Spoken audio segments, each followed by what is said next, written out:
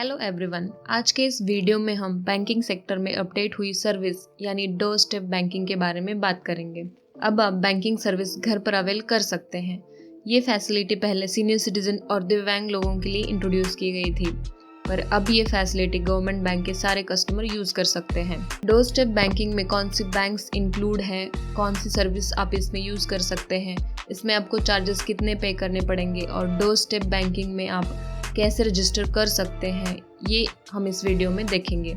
तो वीडियो आखिर तक ज़रूर देखिए। वीडियो अगर आपको पसंद आया तो वीडियो को लाइक कीजिए और चैनल को सब्सक्राइब कीजिए। तो चलिए फिर शुरू करते हैं।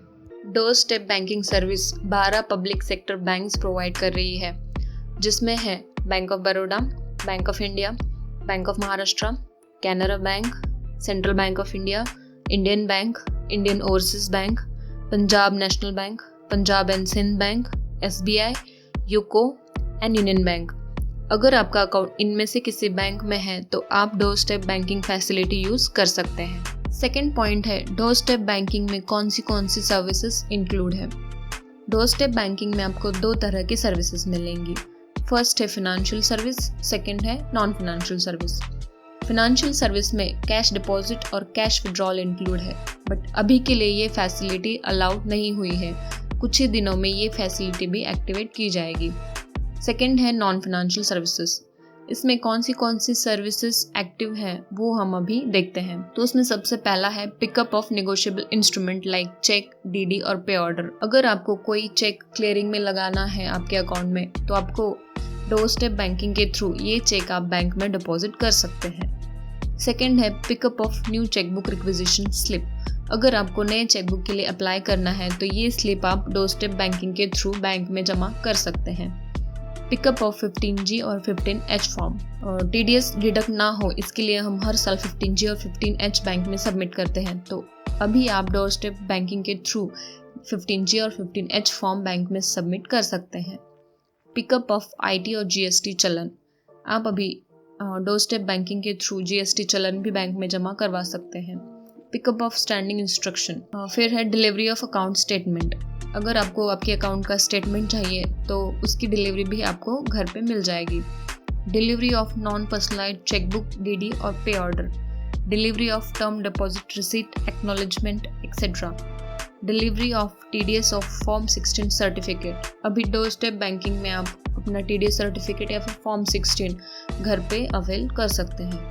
Delivery of prepaid instrument like gift card. तो ये सारी सर्विसेज नॉन फिनेंशियल सर्विसेज में आती है जो अभी आप घर बैठे ही यूज कर सकते हैं। अभी हम बात करते हैं चार्जेस के बारे में। इन डोर स्टेप बैंकिंग अगर आप नॉन फिनेंशियल ट्रांजेक्शन करते हैं तो आपको 60 रुपीज़ प्लस GST पे करना होगा, और अगर आप फिनेंशियल ट्रांजेक्शन यूज करते हैं तो आपको 100 प्लस GST पे करना होगा।